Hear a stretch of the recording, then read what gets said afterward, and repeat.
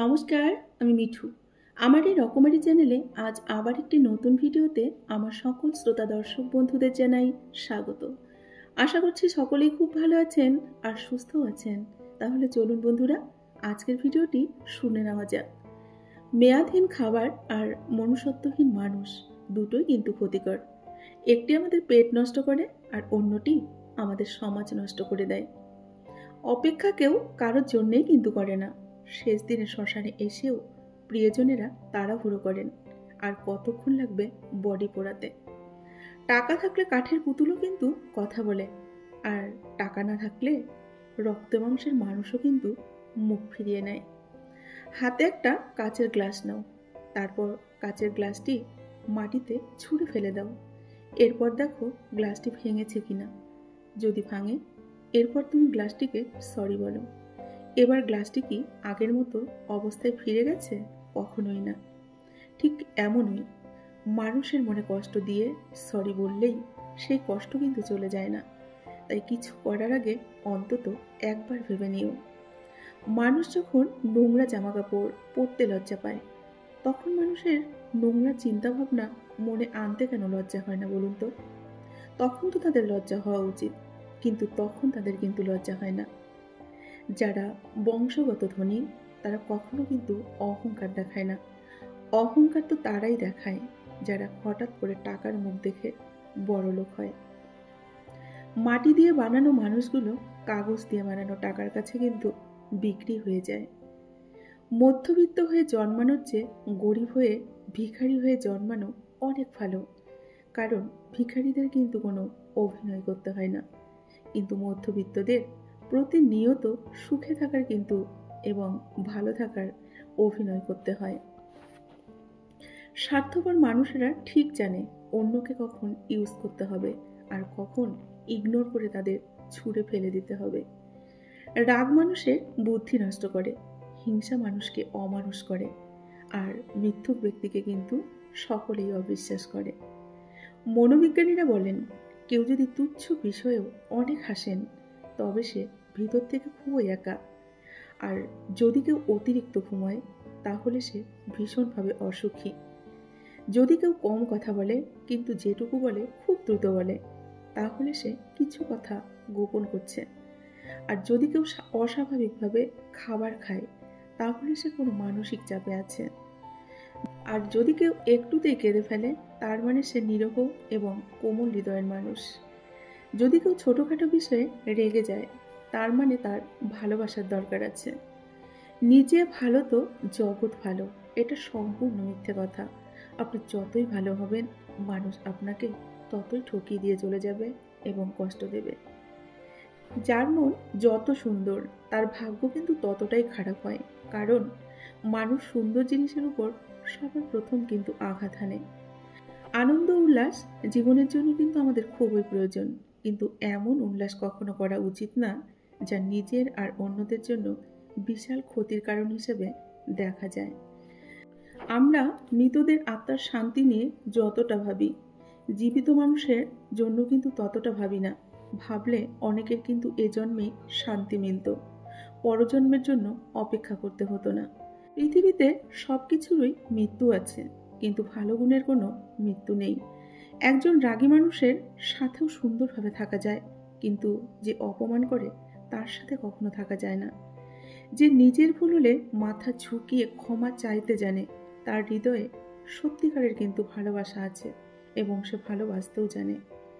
মনের মতন মানুষ পাওয়াটা হলো ভাগ্যের ব্যাপার, আর মনের মতো বানিয়ে নেওয়াটা হলো ভালোবাসা। মুহূর্তে মুহূর্তে বদলাচ্ছে মানুষ, গিরগিটির চেয়েও কিন্তু দ্রুত। বিশ্বাস সে তো শব্দ মাত্র, ভাঙছে অবিরত। বয়সের সাথে কখনো ম্যাচুরিটি আসে না, ম্যাচুরিটি আসে জীবনের কঠিন বাস্তবতা থেকে। আকাশের দিকে আপন মনে তাকালেই মনে হয় পৃথিবীর সব আয়োজন যেন বৃথা হয়ে যাচ্ছে। পকেট ভর্তি টাকা আর পেট ভর্তি অশিক্ষা বড়ই কিন্তু বিপজ্জনক দুটি কম্বিনেশন। কে বলে মানুষ খালি হাতে এসেছে আর খালি হাতেই ফিরে যাবে? মানুষ ভাগ্য নিয়ে এসেছিল আর কর্ম নিয়ে ফিরে যাবে। সব কিছুই নকল করা যায়, কিন্তু চরিত্র আর ব্যবহার এ দুটোই কিন্তু কখনোই নকল করা যায় না। উদ্দেশ্য ছাড়া কেউ যেমন কাছে আসে না, স্বার্থ ছাড়া কেউ কিন্তু পাশেও থাকে না। একজন ব্যক্তি দুটি মুখ কখনোই কিন্তু ভুলতে পারেন না। প্রথমটি হলো যে বিপদের সময় তার পাশে এসে দাঁড়িয়েছে, তার হাতটি শক্ত করে ধরেছে, তার কথা কোনো দিনই ভুলতে পারেন না।